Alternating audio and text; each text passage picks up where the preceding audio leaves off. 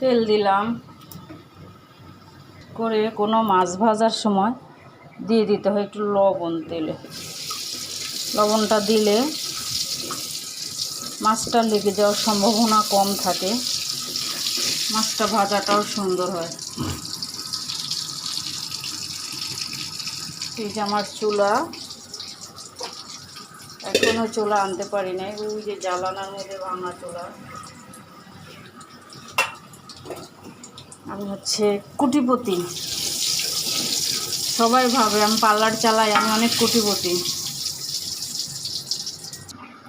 মাছ মাখায় রাখছি, আর মাছে দেখুন বেশি করে এমন মশলাটা মাখায় থইলে মাছে তাহলে ভালো হয়, লবণ ঝাল ঢুকে বেশি।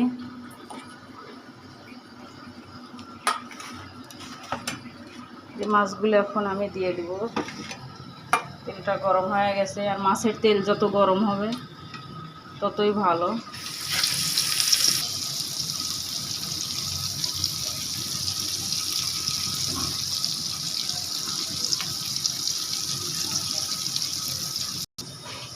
এখানে আলু, পেঁয়াজ, কাঁচামরিচ সব কুচায় নিছি। এটা দিয়ে মাছ ভেজে একটু ঝোল ঝোল করে রান্না করব। এটা হচ্ছে লাউ শাক, মাছের মাথা দিয়ে রান্না করছিলাম।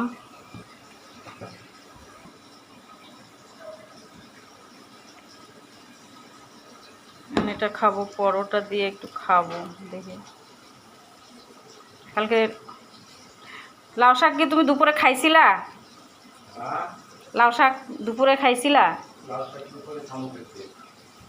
এমন বাজে করে রান্না করে থুইছে, যদি বিশ্বাস করো, লবণ না, ঝাল না।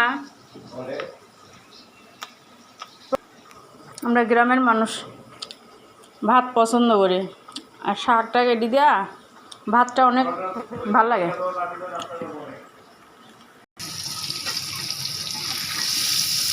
একটা মাছও লাগে না, এভাবে মাছটা ভাজবেন, দেখবেন একটা মাছও লাগে না, খুব সুন্দর হয়।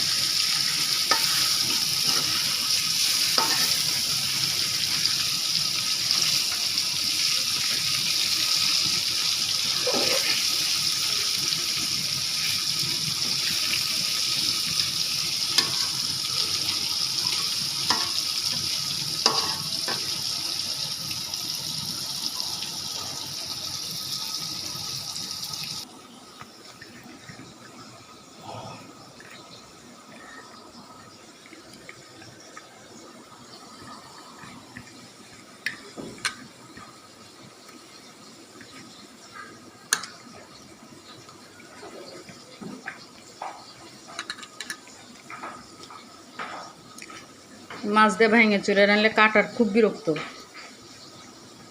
কাটা বাছাটাই ঝামেলা লাগে।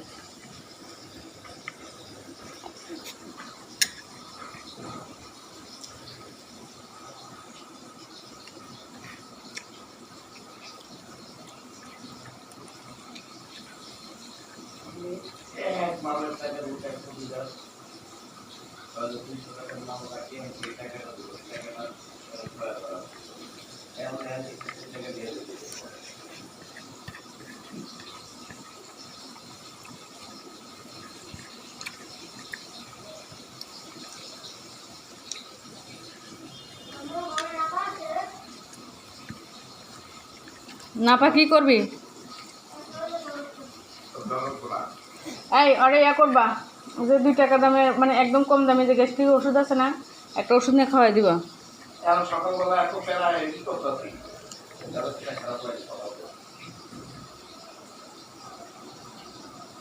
এখানে সামনে ফার্মেসি খোলা আছে।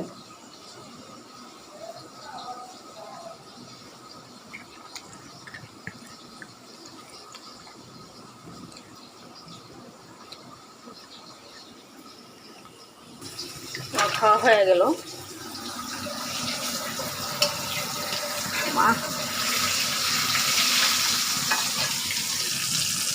মাছগুলি লাল লাল ভাজা হয়েছে, এখন এগুলি তুলে রেখা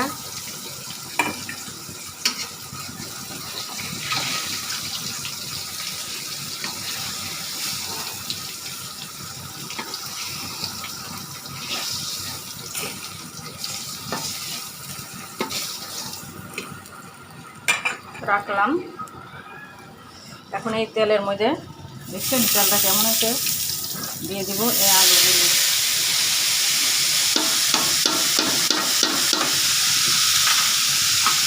এভাবে রান্না করে খাবেন, দেখবেন অনেক মজা।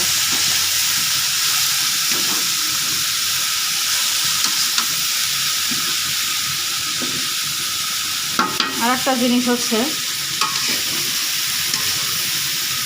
আমরা মনে করি কি বাচ্চারা খাইতে চায় না, তো মাছ ভুনা করে দিই, কিন্তু এই জিনিসটা খুবই ক্ষতি।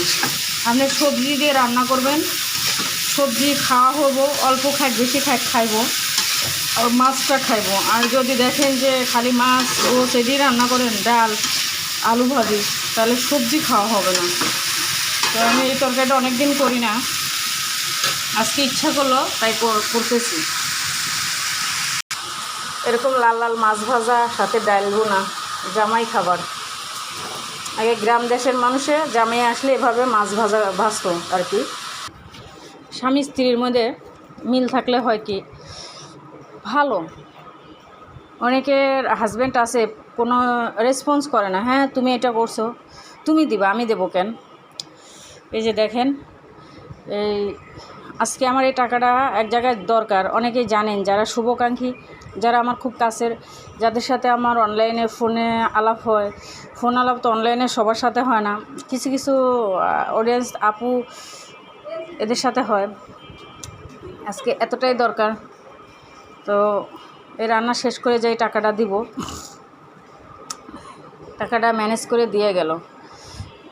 একটু ঈদ বাজার, পার্লারে কাজ কম, তো এই হচ্ছে অবস্থা। তো একজন আরেকজনের হেল্প না করলে কখনোই সফলতার দ্বারপ্রান্তে দাঁড়াইতে পারে না। ইনশাল্লাহ আমি আবার কাজ করলে তাকে টাকা সবটা না বুঝাই দিতে পারলেও কিছু তো বুঝাই দিতেই হবে, কারণ সে ব্যবসা করে। আর সে এমনই ব্যবসা করে, পরের থেকে নিয়ে আপনি অর্ডার দিবেন, আপনার টাকা দিয়ে আপনাকে মাল দিবে। তো ওনার তো আর ক্যাশ টাকা না, আর ওনার বাড়ি গাড়ি ব্যাংক ব্যালেন্স নাই। তো বুঝতে হবে, সবার কষ্ট সবাই বুঝতে হবে। তো গাইস, একটু লবণ অ্যাড করবো, একটু হলুদ অ্যাড করবো এক্সট্রা, একটু মরিচের গুঁড়া ইউজ করবো এক্সট্রা, কেননা আমি কাঁচামরিচ দিছি। কাঁচামরিচটা আজকে অল্প, কিন্তু এই তরকারিটা কাঁচামরিচ সাথে হালকা গুঁড়া মরিচ দিলে অনেকটাই ভালো হয়। আমার আবার সাদা সাদা একদম সাদা কালার তরকারি একদম পছন্দ লাগে না, ভাত খাইতে এনার্জি আসে না। কালকে বাসায় এসে দেখি আমার বোনের মেয়ে তরকারিটা একদম বাজে অবস্থা করে রাখছে, সাদা সাদা পানসা কীরকম করে। এটাকে আমি আবার রাত্রে ঠিক করছি, করে তাই খাইছি।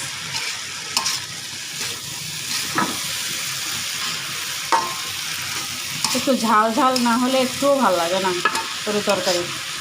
ঝাল ঝাল হলে আপনার যে কোনো তরকারি আপনার খাইতে টেস্টি লাগবে, আর দেখবেন অল্প তরকারিতেই খাওয়া হয়ে যাবে।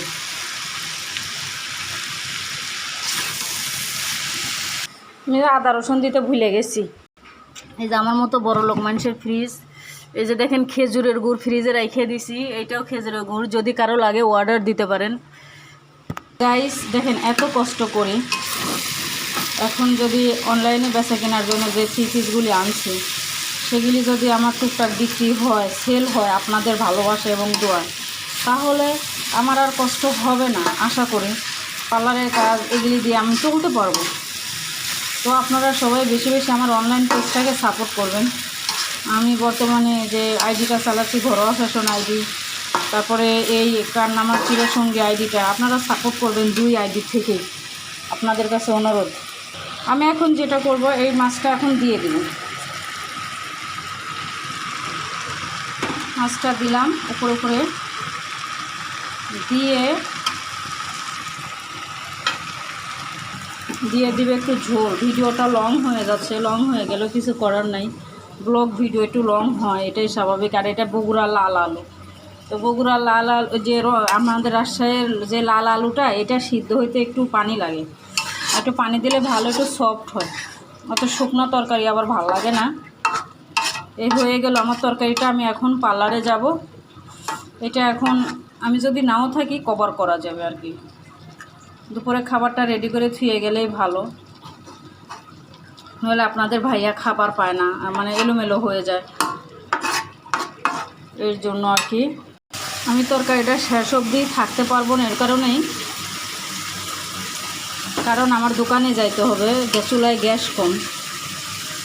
এটাকে রেডি করে থুয়ে গেলাম, যতদূর হচ্ছে হোক, আলহামদুলিল্লাহ।